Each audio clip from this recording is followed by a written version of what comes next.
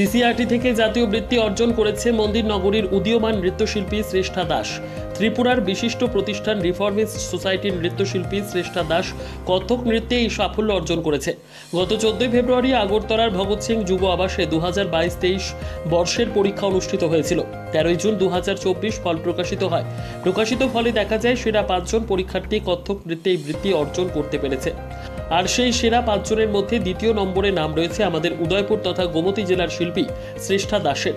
শুধু গোমতী জেলাতেই নয়, দক্ষিণ ত্রিপুরা তথা সিপাহীজলা জেলা মিলিয়ে শ্রেষ্ঠাই একমাত্র শিল্পী যে কত্থক নৃত্যে এই বৃত্তি অর্জন করেছে। শ্রেষ্ঠা উদয়পুরের ডন বস্কো স্কুলের 8ম শ্রেণীর ছাত্রী। বাবা বাপি দাস ও মা রুনু দাস।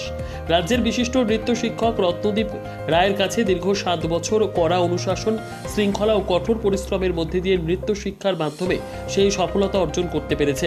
তার এই সাফল্যে উদয়পুরের সাংস্কৃতিক মহলে খুশির হাওয়া বইছে। তার এই সাফল্যে তার পিতা, মাতা, আত্মীয় পরিজন, বন্ধু বান্ধব, প্রতিবেশী সকলেই খুব খুশি। পড়াশোনার পাশাপাশি শ্রেষ্ঠা আগামী দিনে নাচটাকে নিয়ে আরও অনেক দূর এগিয়ে যাবে, এটাই তার পরিবারের আশা। নিজস্ব প্রতিনিধির রিপোর্ট, দুরন্ত টিভি।